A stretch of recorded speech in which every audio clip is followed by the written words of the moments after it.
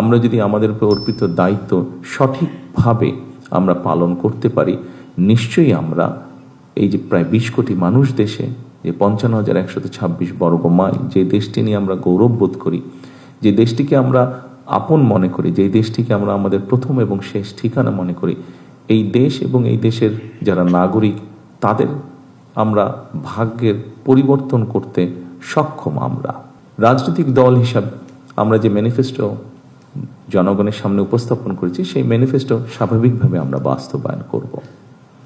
এবং একই সাথে পৃথিবীর যে কোনো গণতান্ত্রিক রাষ্ট্রে যখন একটি রাজনৈতিক দল যারা জয়লাভ করে সরকার গঠন করে, তারা তাদের ম্যানিফেস্টো বাস্তবায়ন করে। তবে এই ম্যানিফেস্টোকে যদি আমাদের বাস্তবায়ন করতে হয়, খুব স্বাভাবিকভাবে আপনারা যারা প্রজাতন্ত্রের যারা কর্মকর্তা এবং কর্মচারীবৃন্দ, অবশ্যই আপনাদের সহযোগিতা প্রয়োজন।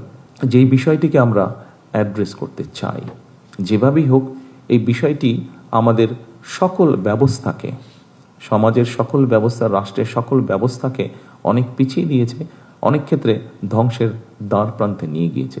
সেটি হচ্ছে দুর্নীতি। একটি বিষয় আছে, যেই বিষয়টিকে আমাদেরকে অবশ্যই অ্যাড্রেস করতে হবে।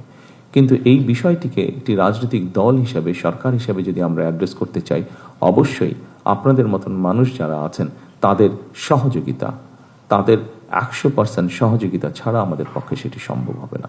এবং আমি আমার রাজনৈতিক সরকারের পক্ষ থেকে আমি দৃঢ়ভাবে বিশ্বাস করতে চাই, এখানে উপস্থিত যে সকল প্রজাতন্ত্রের কর্মকর্তা কর্মচারীবৃন্দ আছেন, আপনাদের পূর্ণ সহযোগিতা আমরা ইনশাল্লাহ পাবো, এটি আমরা দৃঢ়ভাবে বিশ্বাস করি। আপনাদের সকল কাছে আমার অনুরোধ থাকবে যে অবশ্যই আপনার স্ব অবস্থান থেকে যেখানে গোপনীয়তার বিষয় থাকবে, সেখানে দয়া করে আপনারা রাষ্ট্রের স্বার্থে, জনগণের স্বার্থে গোপনীয়তা রক্ষা করবেন। আমরা যদি দেশকে গড়ে তুলতে চাই, জনগণকে গড়ে সামনের দিকে এগিয়ে নিতে চাই ডিসিপ্লিনভাবে, তাহলে অবশ্যই আমাদের যেই যে ডিপার্টমেন্ট আছে, সেটি সামরিক হোক, সেটি বেসামরিক হোক, প্রত্যেকটি ডিপার্টমেন্টের ডিসিপ্লিনের কিছু রুলস এবং রেগুলেশন আছে। আমার প্রত্যাশা থাকবে আপনাদের কাছে সেই রুলস এবং রেগুলেশনগুলো ডিসিপ্লিনের ক্ষেত্রে আমরা কঠোরভাবে মেনে চলার চেষ্টা করব। স্ব অবস্থান থেকে সচেতন হই, স্ব অবস্থান থেকে যদি আমরা কাজ করি, অবশ্যই আমরা একটা অবদান রাখতে পারবো এই দেশ গঠনের, এই সমাজ গঠনের, এই রাষ্ট্র গঠনের। আসুন আমরা সকলে সেই রাষ্ট্রটিকে গড়ে তোলার চেষ্টা করি, দেশের মধ্যে সেই পরিস্থিতিটা তৈরি করার আমরা চেষ্টা করি সকলে মিলে, যেই পরিস্থিতিতে মানুষ স্বস্তি বোধ করবে।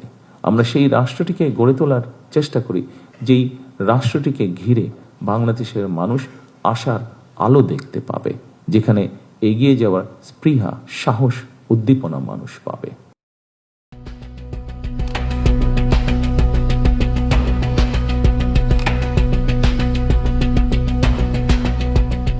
দিনাজপুর টিভি মানুষের জীবনের কথা বলে।